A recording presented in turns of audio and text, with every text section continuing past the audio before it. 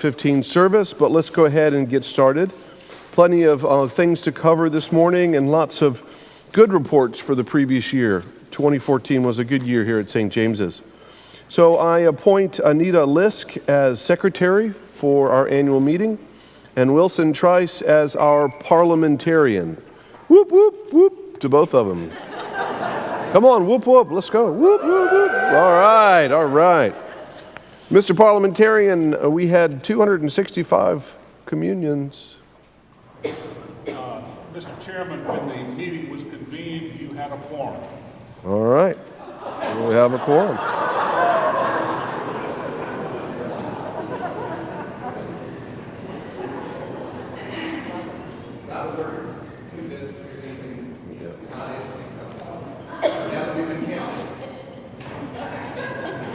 You have the agenda before you. It's in your booklet. May I have a motion to adopt the agenda, please? Is there a second? All in favor? Fabulous. Also, the minutes of last year's meeting are contained in your annual report. Anita always does a wonderful job putting all of this together, along with Russell Lawson. Do I hear a motion to accept the minutes from last year? I'm sorry? Oh, thank you. There's a motion. Is there a second? Is there any discussion? All in favor, please say aye. Aye. I'll turn it over to our senior warden, Steve McCoy, who was the chair of the nominating committee. Thank you. The nominating committee met in early January, and I'll say every year that I do this, I'm amazed at the number of people that we have who would serve wonderfully on the vestry. We are really blessed by having a deep and wide pool of talent and a deep and wide pool of people who are interested and willing. Sometimes you can have the former but not the latter, and it doesn't do you much good. So it's always a challenge to take a field that is. Oh, I'm sorry. My wife is signaling to me that I'm doing a bad job of this. Pull the thing out of there. It's always a challenge to take a great group and narrow it down. But I think we've got a terrific class this year. The nominating committee presents to the congregation the following slate of candidates for a 3-year term on the vestry: Wilson Craigie, Becky DeCamps, Jay Jordan, Connell Mullins, Tom Porterfield, and Tina Sherrod. And we will accept nominations from the floor if we have any.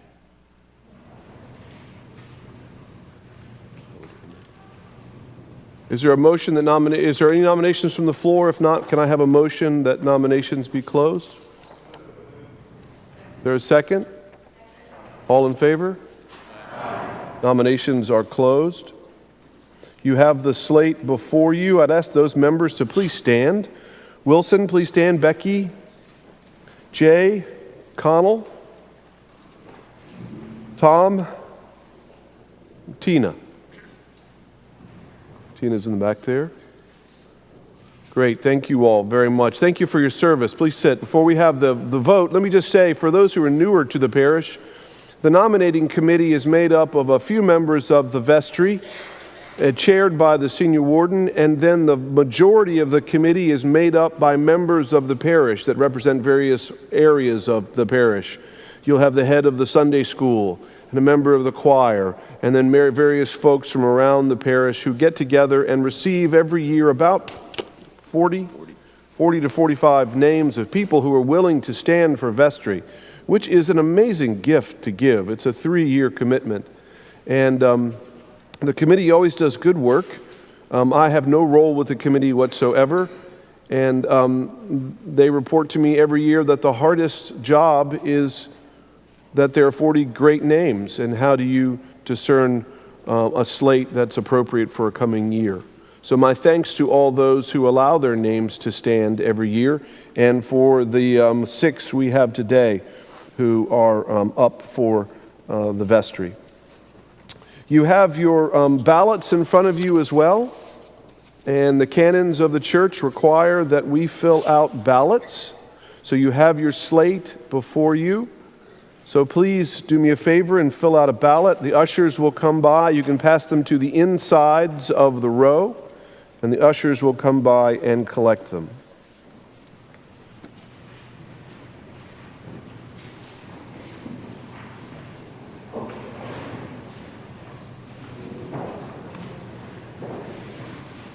While they are doing that, I will ask Mrs. Helen Kemp to come up for the endowment and give us the endowment report for this year. I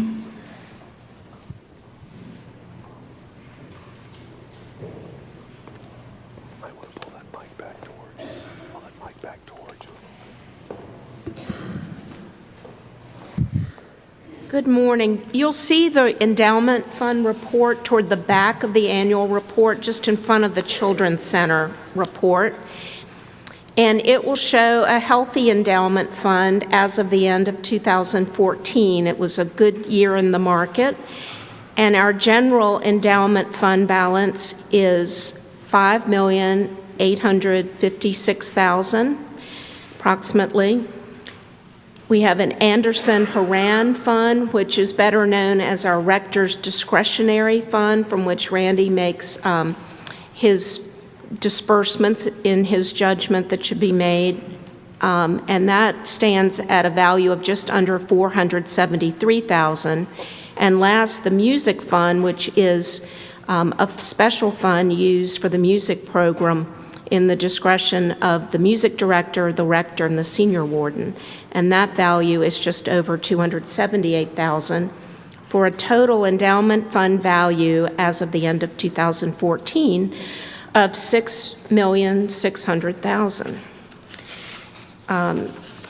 Just to give you an idea of some of the receipts that the endowment fund had this year, it had income of $87,000 and gifts from the Cornerstone campaign, which I'm sure many of you contributed to, and we thank you. Those gifts received in 2014 were $232,000, and the total amount, as you probably know, was around $1 million, which was terrific. And then we had bequests made at members' deaths, either by their will or other means, of just over $156,000 this year, which brought us to a total of amount coming into the fund of $495,000, a good year.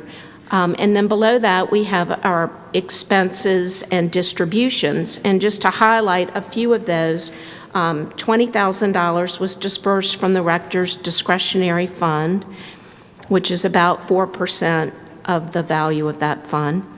The endowment made a gift to the Westminster Canterbury Fellowship Fund of $12,500, and we're among the larger gifts made by churches to that fellowship fund.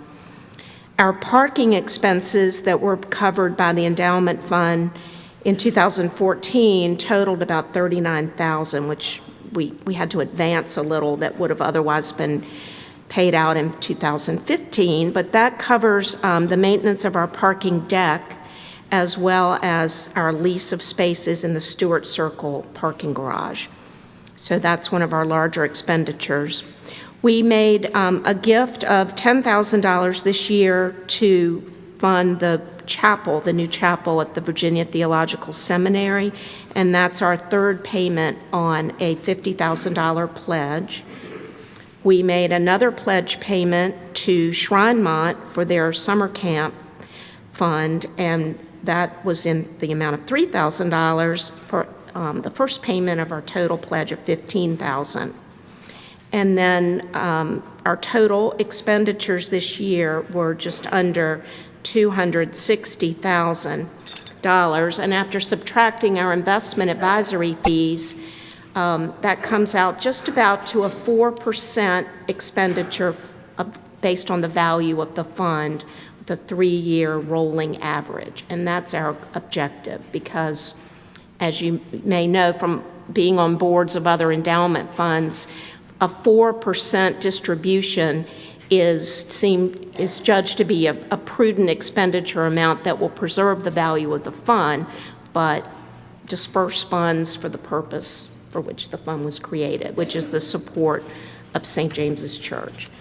And then on your last page, you may be interested to look on your own, a list of historical distributions from the endowment fund for various purposes, 2014 being listed at the bottom.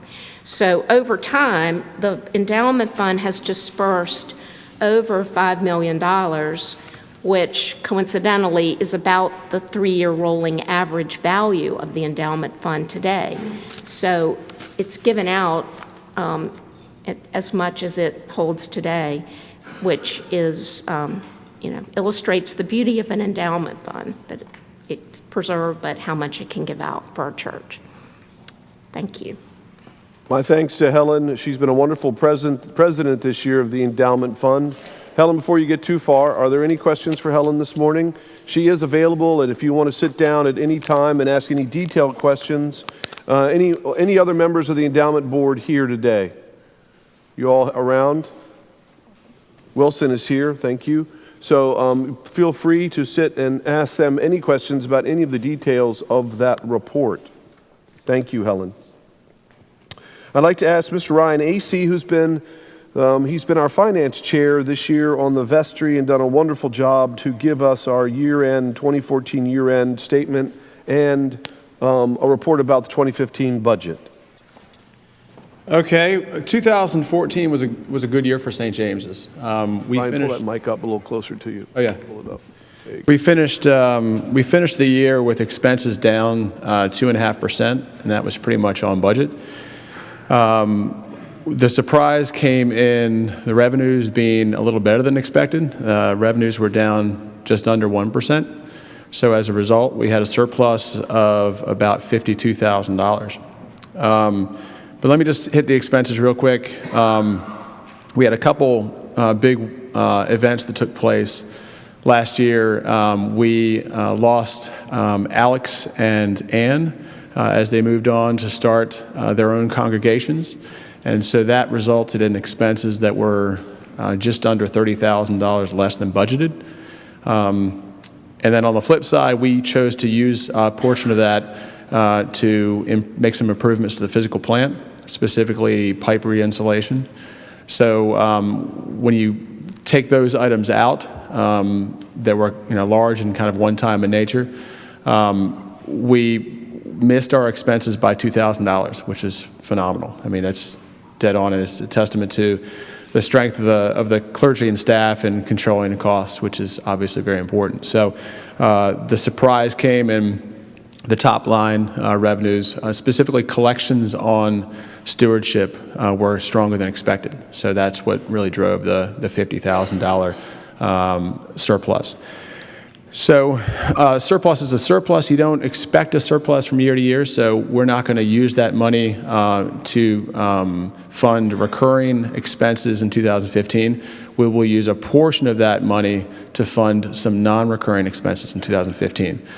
So specifically, Randy had made mention earlier this morning about the strategic plan, the 5-year plan. We're going to kick off a new one, and that costs about $6,000 or $7,000. We're also looking to fund the jazz mass over the summer and the parish directory. So those expenses, along with several others, brings us to the $39,000 of the total surplus of $54,000 that we plan to use to fund, again, one-time expenses next year.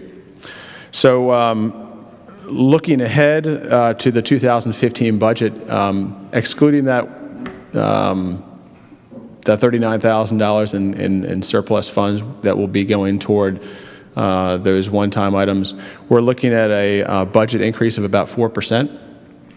So stewardship came in very, very strong this year, and we will be using those funds for salary increases. We weren't able to pass through salary increases last year, so this year we were finally able to pass them through. So a modest low single-digit increase. We're also investing more in music, the music program, and the youth program. So some exciting things to look forward to in 2015. This is a big effort that includes a lot of you all out in the congregation in terms of stewardship. We really appreciate that generosity. Every week, those that come in and count plate offerings, it takes their time, it takes Ann Rawls' time, and Kathy Hoffman's time. They're treasurers, and they come in, year out over the past, many years to do the treasurer function. Pekana Teal spends countless hours doing her job as bookkeeper with broken legs and things like that, broken feet. So there's a lot of effort that went into the whole finance effort, and it's greatly appreciated. It's not too late to make 2015 pledges. If you haven't already, every dollar counts. Every $10. When we do the budget, the staff and clergy comes to us with budget requests, and it's down to the $10. It's down to $100. Every bit counts. If you appreciate the forums or the outreach or the pastoral care, that money is well spent, and the stewards of that money are very much appreciative of everything you can give. So if you haven't made that pledge, you can do it online, or you can call the parish office and take care of that over the telephone. And just by way of personal thanks, 3 years on the vestry, I've learned that this is a really special congregation, very inclusive, and the 3 years, you have a chance to have your voice heard during these vestry meetings. And the voices aren't just heard, the opinions are encouraged. And I guess by my count, since I've been at this church for 10 years, 60 people have rolled onto the vestry and off. And so just by definition, there are a lot of you all out there in the congregation that have served in the vestry and have represented this congregation and had your voices heard. And so it's an honor to have been part of that group, and thank you very much for the opportunity.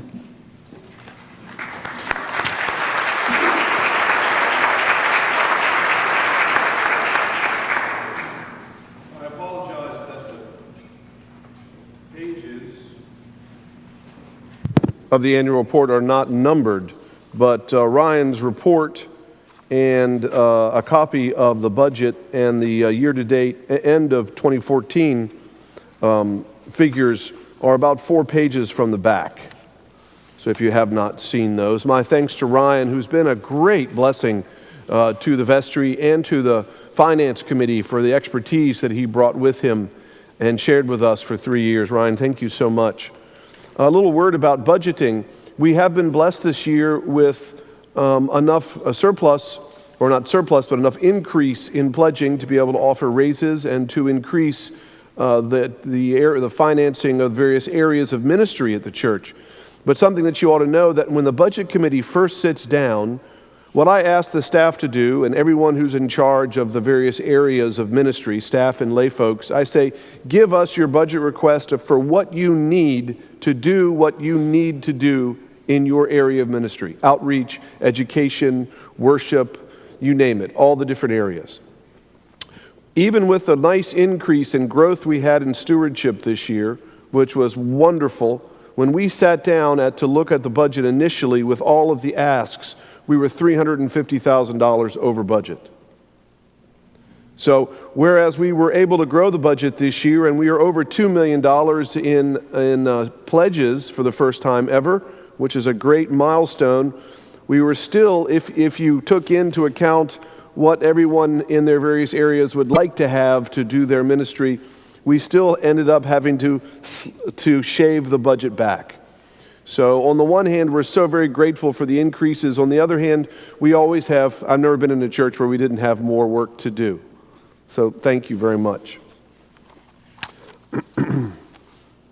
I'll turn it over now to our wonderful junior warden, Britt Van Duzen. Britt, come on up.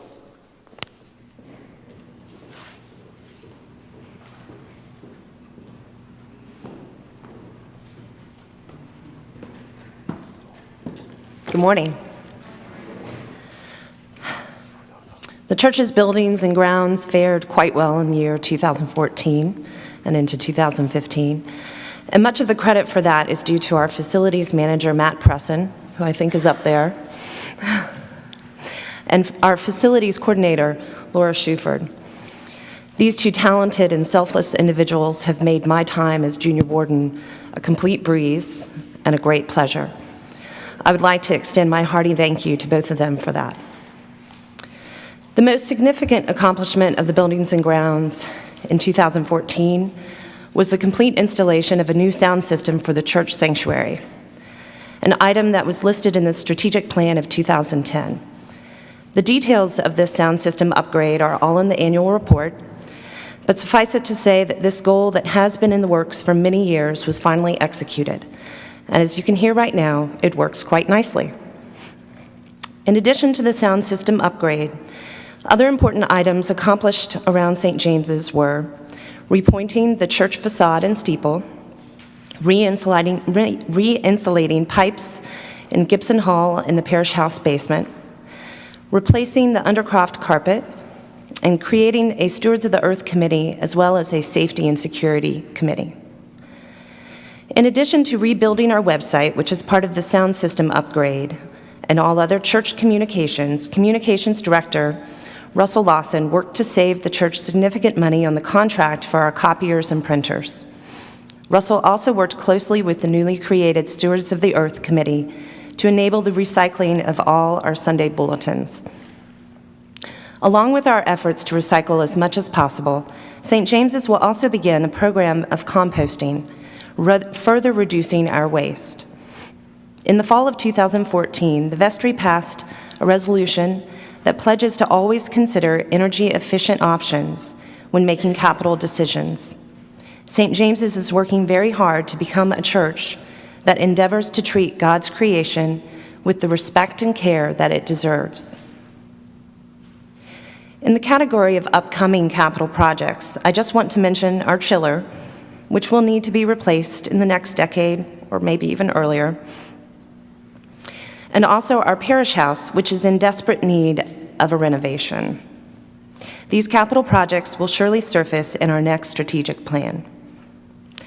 I'd like to extend a thank you to our wonderful sextons, Doria, Lorenzo, George, and Daniel, and security guard Marvin, who all made sure that our church buildings were ready and able to host events for within the church, as well as our wider community.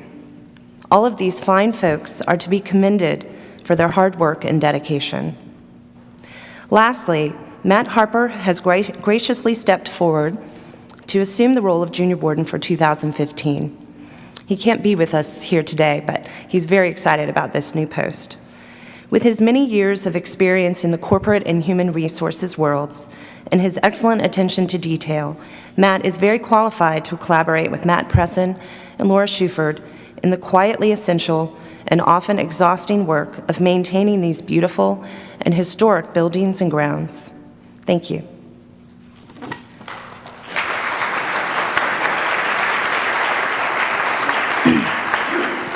I thought I would stay here in case anyone had any questions about the buildings and grounds and updates and renovations, sound system. Okay, thanks. Thank you, Britt, very much. Britt, I was going to put a cot down here for Britt at certain points of the year. She was spending so much time here at church. I want to thank Britt for her service. Thank you, Britt.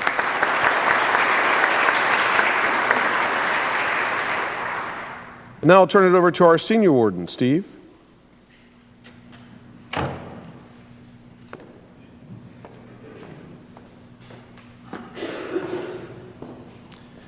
Well, here we are again. I will confess to a moment of pique this morning when I came in and I saw Mark wearing the stole. You know, I thought as if the gulf between what I can do up here and what our clergy are capable of is not great enough. Now I have to follow Mark in speaking to you all. And then I realized that it's actually much worse for all of you than it is for me, so that made me feel a little bit better. 2 years and about 2 months ago, I was sitting right over there saving seats for the Christmas pageant. every year Laura and I have a little low-grade battle over who gets to come down here and do that, and because she loves me, she always lets me win.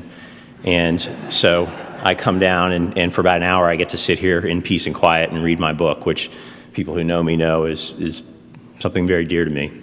And Randy walked over and he said, "Hey, bud, I want to talk to you." And I will say that man spoiled my reading time because he asked me to serve as senior warden. And my first thought was, I am going to fall flat on my face over and over again. I was coming in after Dina Moore and Mark Shuford and a number of other people who I see out there as senior wardens of this church. And I thought, I am not capable of doing what all those people have done. And it turns out that has somewhat miraculously not been true. But the reason is that it's really hard around here to fall on your face because we pick each other up. This is a great congregation, and despite my best efforts to screw this up, the vestry and the clergy and the staff and all of you have made that impossible. So the reason I wanted to lead with that story is I'd like to comment on three different things. The first is to turn to kind of the first line of defense against a bumbling senior warden, and that's our clergy and our staff. At the beginning of this year, we decided that we wanted to take a look at our staffing level. We wanted to get some kind of a sense for where St. James stood with other parishes of its size and of its general makeup in terms of our staffing. Were we overstaffed? Were we understaffed?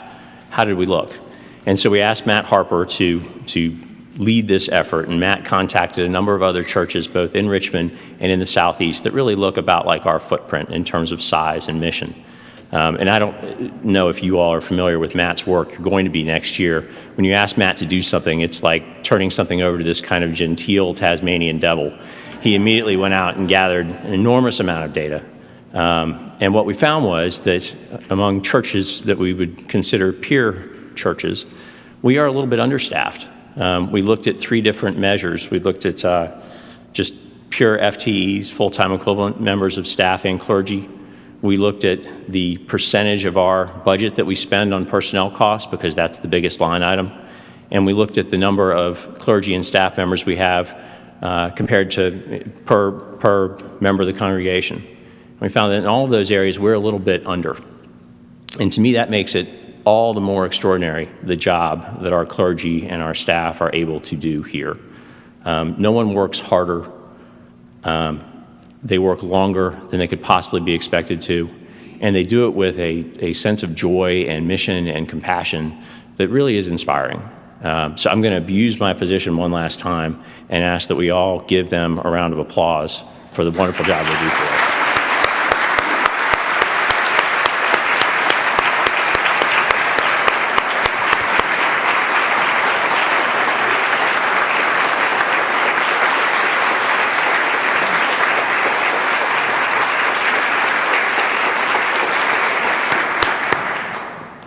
So I promised you three reasons. The second is this. I said that we pick each other up around here, and I know that I am looking right now at future members of the vestry and future senior wardens and future junior wardens and future chairs of the feast and of Mardi Gras and of the taste and of all the great things that we do here. And I'm hopeful that when one of you gets the call and you think to yourself, and maybe I'm the only one who thinks this way, but I don't think so. You think, I'm not sure I can do that. If that spark of panic passes through you, I hope you'll think back to what I'm saying today, and you'll say to yourself, if that boob Steve McCoy can do it, then I can do it. Because the truth is that it's much easier than you think. It's much easier than I probably make it appear. But we have so many wonderful people here who work with you in whatever you're called to do. That take that step up and do it, because you'll be really happy you did. And that leads me to my third point, which is just to say thank you. It's been a tremendous experience, and I will never forget it, and I appreciate all of your efforts to help me not screw this up. Thank you, and I will answer questions.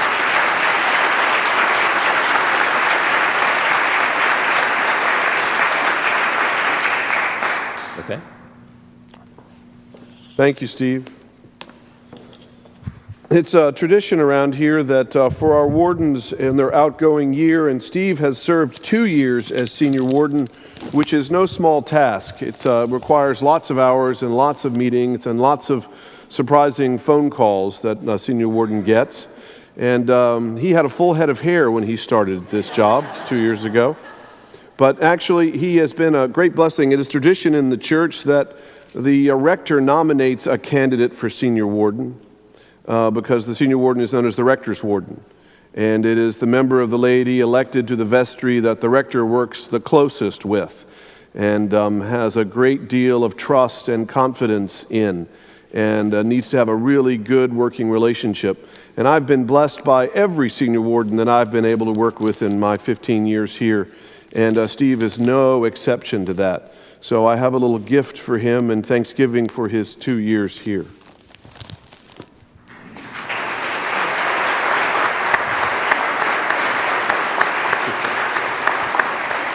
It is not a box of rocks. You can go ahead and open it.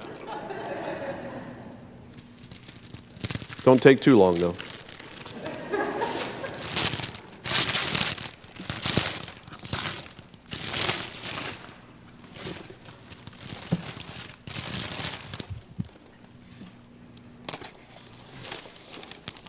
I told Rady that if it's a box of hair, I'm not amused. I promised Steve, he asked if I would, he knows there's a tradition of giving wardens a gift. He said, don't give me anything fancy, just give me a book. So I gave him a book. This meant a lot to me that I received well before I was ordained. I think I had just started seminary. And for all of you who know me well, you know I love Frederick Buechner. And it's one of my copies of Buechner. And then for the book nut, we got him a pair of St. James's bookends. You're very welcome. Thank you, Steve, for your service.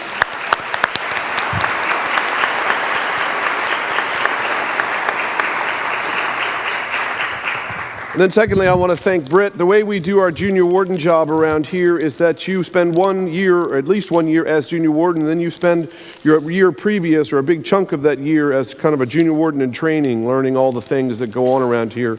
So Britt really served almost 2 years in this job, and I want to thank her so much, and we have a gift for you, Britt. Come on up for your new house. Britt just moved.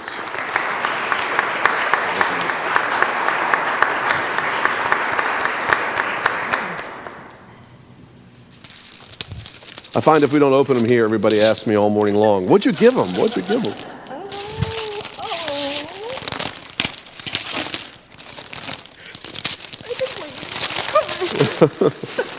It's a print of our memorial garden, one of the ones Doug Dorsey did.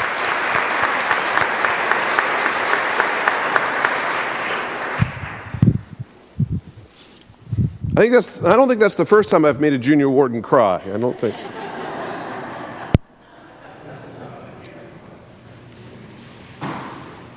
I want to thank we thanked Ryan, but I want to thank some of the other members of the vestry who are rolling off. Mimi Harrington. Mimi, you out there? Mimi, stand on up. Mimi has served 3 years as a wonderful, faithful member of the vestry, on the head of the call and welcome committee, and a co-chair of the hospitality committee. And Mimi has been spent those 3 years working so closely with our newcomers, and she is the smile in the parish as people come in the door and go to newcomers events, all the hospitality that takes place around here, from all the receptions and wonderful things that happen. Mimi is behind that. And so if you've come into the parish in the past 3 years and attended any of those events, it was Mimi hard at work. And Mimi, thank you so much for your service.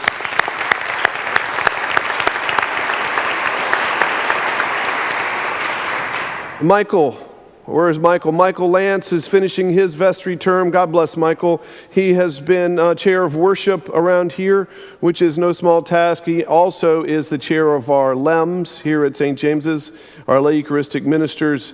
And he's a gifted, spiritually gifted man who has his wise counsel and his thoughtfulness and his hard work have been a great blessing to us for 3 years. Michael, thank you for all your time and energy.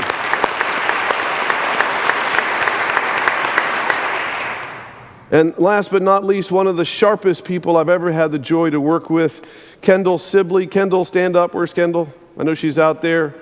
Kendall is passionate about the work that she does. Whatever it is Kendall does, she takes it 100%. And she was in charge of our study commission and all of the activities that go on around here, whether it's adult education or with our children's education, as well as being on the executive committee. And she has been, with the changes going on, with Ann leaving and with Mary Beth coming and Alex leaving, she's had a lot to do, and she's been a great blessing and done such incredible work supporting Mary Beth in her new endeavors and helping to make sure that we have the best adult ed program that I know of. Kendall, thank you so much for all your wonderful work.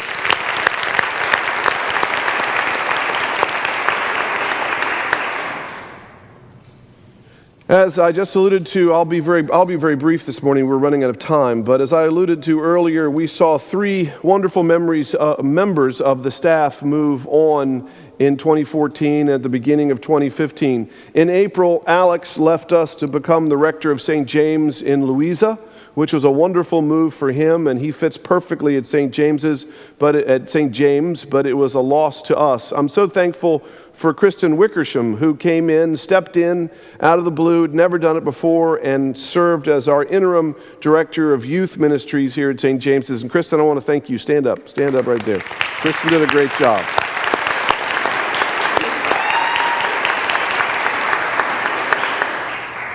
We've been so blessed in the hiring of Mary Beth Abplanalp, who's been with us since August.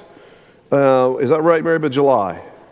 August. Mary Beth and Chris came to be part of our community, and they've just taken the place by storm.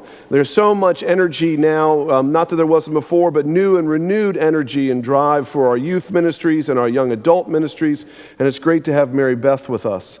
In August, Ann Dieterle, we saw Ann leave and go to be rector of St. Paul's in Wilkes-Barre, North Carolina. And for those of you who don't know, we went down for her installation as the rector of St. Paul's, and she is right where she's supposed to be. She's much loved by the parish, and she seems to love where she is serving. And I want to thank Caroline Parkinson and Mark Cooper, who stepped up out of retirement to increase their very limited hours to be much more in order to fill in the gap. And we are in search right now. We have a search committee underway to find Ann's replacement. I waited until January to begin this search so that we would have access to the seminarians coming out of seminary this spring. Whether or not we hire a seminarian, someone newly minted out of one of our seminaries, is yet to be seen, but if we didn't wait until January, we wouldn't have that cadre to choose from. So we have a search committee underway, and we have a bunch of really good candidates so far that we will be talking to.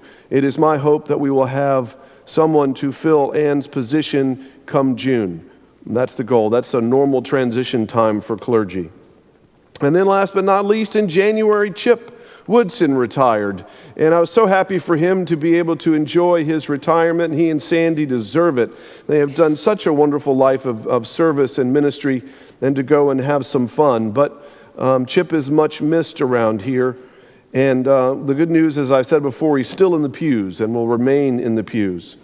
That search process is underway as well.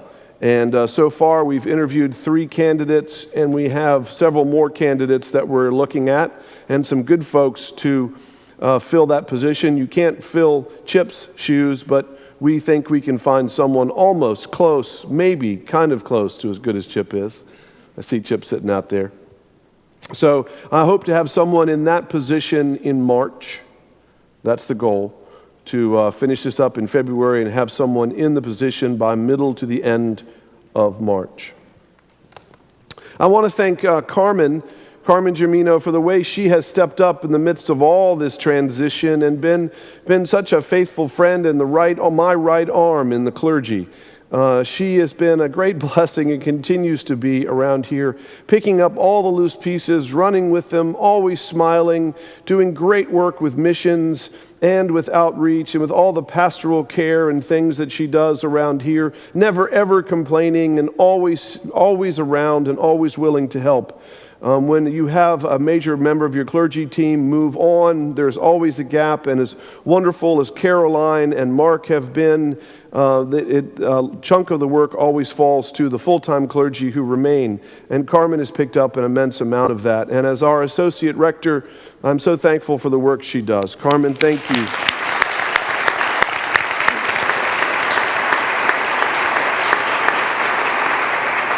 As I mentioned at announcement time, the year ahead will be a time of planning for the future of our community. I know folks think, well, why do we have to do these so often? Because the life of a community is a trajectory, and the trajectory of a healthy community needs to always be up. Always be up, always striving, always trying to grow, not only numerically, but in mission, in ministry, in deepening our faith, in strengthening our relationships, in reaching out to the greater world. And once you have a strategic plan and you're on a path, when that plan comes to its natural end, it's important to meet and decide again on a new plan so that you continue that upward trajectory and don't begin to come down the roller coaster, so to speak, but to keep moving up. So I am not a big process guy myself. I'm one of those guys who likes to go and just do things.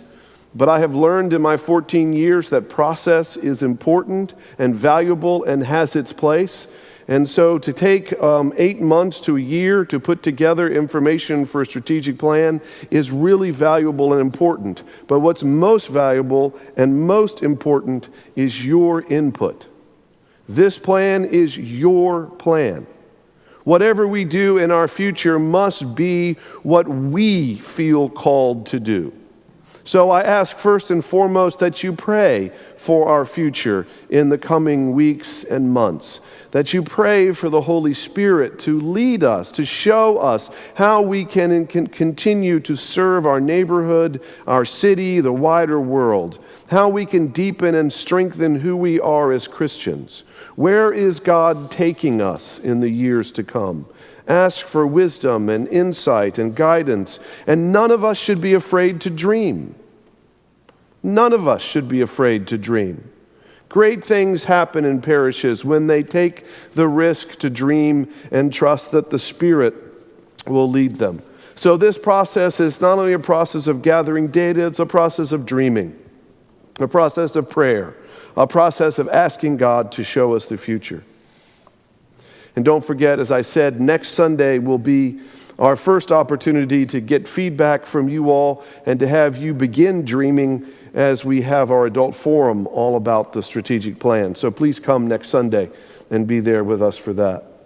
In closing, because we've got to get ready for the 11:15, I can't walk out this building without thanking the staff by name who do so much around here. First, I'll start at the top and work my way down. The balcony, Mark and Virginia Whitmire and Jean LaPierre in the music department for the incredible job that they do giving us the best music in the city of Richmond.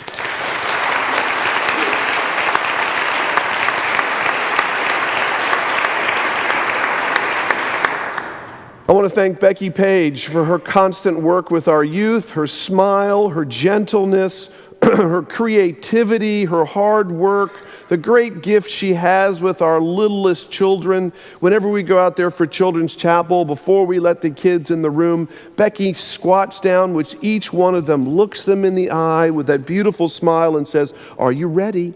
Are you ready for worship?" And makes the kids stop and look, and then she sends them in and sit, and we begin our service for the children. She's really gifted, and she's not here this morning to hear these applause, but when you see her, thank her for the work that she does. Thank you, Becky. And Becky's sister, Mary Beth Abplanalp. Everybody thinks they're related. It always cracks me up. But Mary Beth, as I said, is fairly new since August, but she's come on with a ball of fire. When Mary Beth asks you to do something, say yes. Support her in our youth and young adults ministries. Youth ministry is not something we do as a part of St. James's. Youth ministry is St. James's. We are our youth. It is central to who we are as a people. And Mary Beth has come on board with great energy. Thank you, Mary Beth.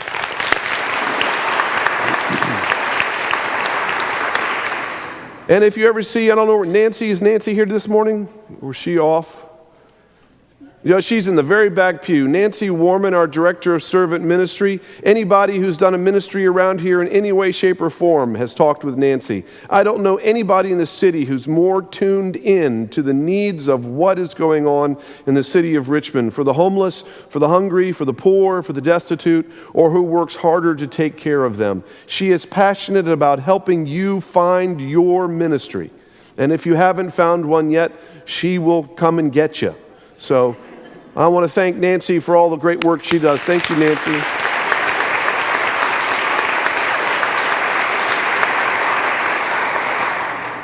And I don't know if you've noticed, I certainly have noticed, and I hope you have, the wonderful job being done coming out of our communications office with the e-chimes and with the quarterly chimes, with emails that hit our mailboxes about all the special events that go around here. They're done at such a high quality and so well thought through. And Russell Lawson and Emily Thrower are the communications folks at St. James's, and I can't thank them enough for what they do.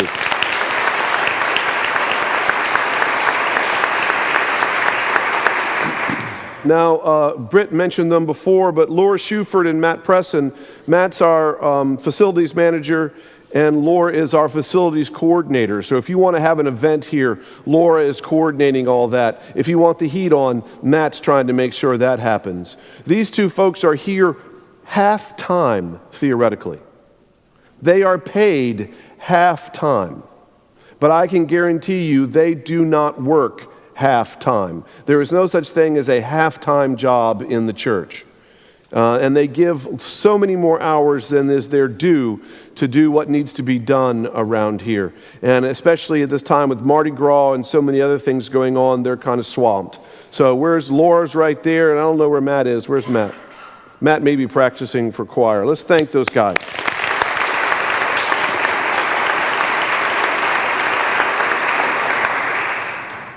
Someone that you may not see very often. If you've been around St. James's, you know her, but you won't see her on Sunday mornings. But she loves this place like no one else does, is Pakana Teal. Pakana has been at St. James's 40 years. 40 years. I always joke with her when she arrived, she had a miniskirt on. And that's true. We have a picture of Pakana in a miniskirt. Pakana is our director of finance, and she's been up in that office taking care of every decimal point of our books for all of that time. She is one of the most amazing people I have ever known. And she holds in her mind so much of a history of this place over the past 40 years. You'll see her at Mardi Gras. She'll be at Mardi Gras helping with checkout and things like that. And I don't know a more special or wonderful person. So thank Pakana. Give her a hug when you see her.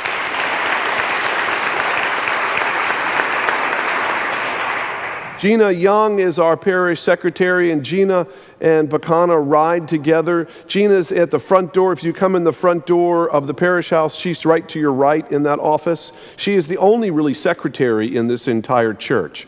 So all of the sort of secretarial duties fall on Gina. And she's been doing it for a lot of years. And if you look outside on the porch of the parish house, all of the birds are a result of Gina as well.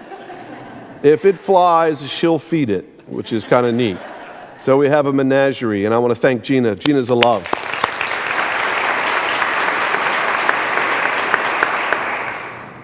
I've thanked Carmen, Caroline Parkinson, and Mark Cooper. I hope you'll thank them. And what a great blessing to have Tom Blair. Between those three retired clergy, we are so blessed.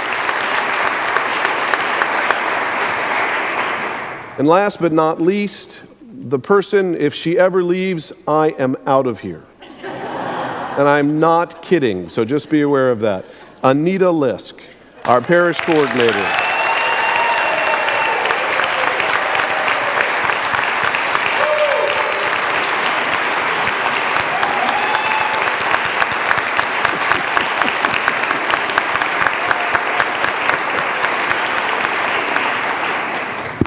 Oh, one of our favorite things to do in staff meetings is make her blush. I think we got her.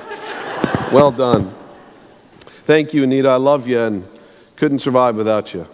None of us could around here. She's the hub of the parish. So thank you all for the joy and privilege of serving as your rector and for giving us a great year. And thank you for being here this morning. That concludes my report.